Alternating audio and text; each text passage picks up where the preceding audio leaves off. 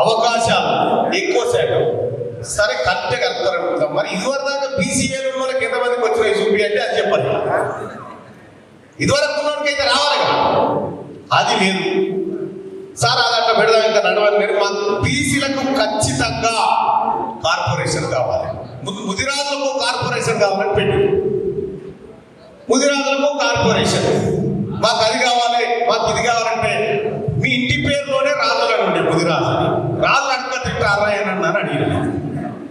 రాజులు అడక తింటారాయన ఇటువంటి అన్ని వాళ్ళకి చెప్పినవి. మీరు చాలా పవర్ఫుల్ అయ్యా, మీ శక్తి మీకు తెలుస్తలేదు, మీరు ఎంత దమ్ములో మీకు తెలుసా అని చెప్పి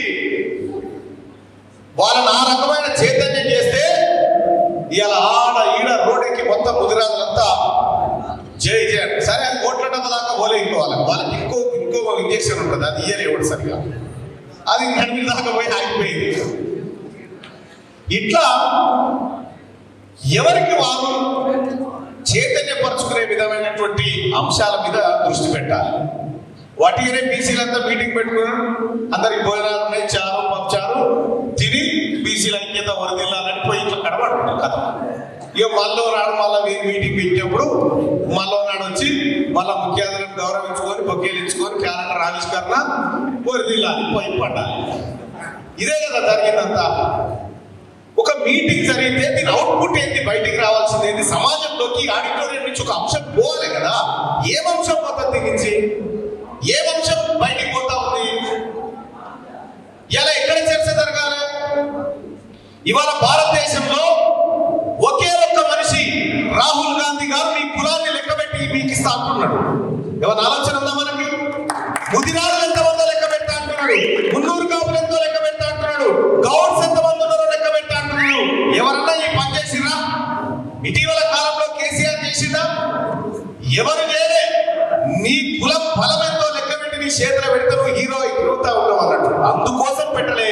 ఇప్పుడు కాంగ్రెస్ పార్టీ రాహుల్ గాంధీ గారు ఆ మాట చెప్పిండు, నీ కులగణన క్యాస్ట్ సెన్సస్ చేసి నీకు ఇస్తాను. మరి అలా ఈ బీసీల కోసం ఆలోచిస్తూ ఈ అన్యాయమైనటువంటి బీసీలకు న్యాయం కలగాలని న్యాయయాత్ర చేస్తున్నటువంటి రాహుల్ గాంధీ గారి ఆలోచనను అందుకోవడానికి బీసీ నాయకత్వం ముందుకు రావాలి. రేపు ఆయన లెక్కలు తయారు చేసి అంటే అందుకో ముద్రాజు ఉండాలి కదా. ఏది మరి మన నాయకులు మనోడు మీటింగ్ కాడ తిన్నాడు, ఇంటి కాడ మనం ఇదే కదా జరిగింది. క్యాస్ట్ సెన్సస్ చేసి ఇగోనయ్యా నీ ముదిరాజుల లెక్క తీసుకపోతే ఎవరు లేకపోతే ఎవరికి ఇస్తారు, నీ గౌడ్ల లెక్క తీసుకపోని ఇస్తే ఎవరికి ఇవ్వాలి?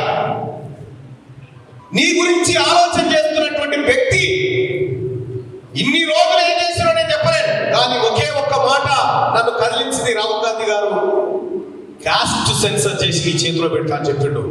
మీ కులాన్ని లెక్క పెట్టి మీకు ఇస్తా అని చెప్పిండు.